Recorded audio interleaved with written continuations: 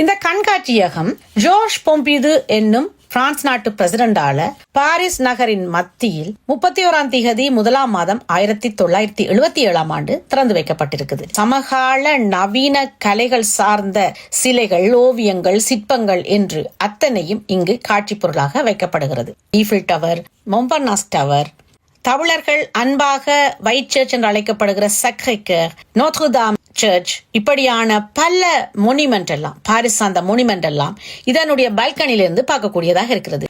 4 பூனை குட்டிகளோட அம்மா பூனை சிங்கராலண்டு இந்த படத்தை வரையப்பட்டிருக்குது. நாங்க உள்ளுக்கு நின்றுட்டு வெளியில வந்தால் உலகமே தெரியுது. Le Centre National d'Art et de Culture Georges Pompidou என்னும் ஒரு நூலகத்தை பற்றி அல்லது ஒரு கண்காட்சியகத்தை பற்றித்தான் நான் உங்களுக்கு இன்று பேச வந்திருக்கிறேன். இந்த கண்காட்சியகம் ஜோர்ஜ் பொம்பிது என்னும் பிரான்ஸ் நாட்டு பிரசிடண்டால பாரிஸ் நகரின் மத்தியில் 31 முதலாம் மாதம் 1977 திறந்து வைக்கப்பட்டிருக்குது.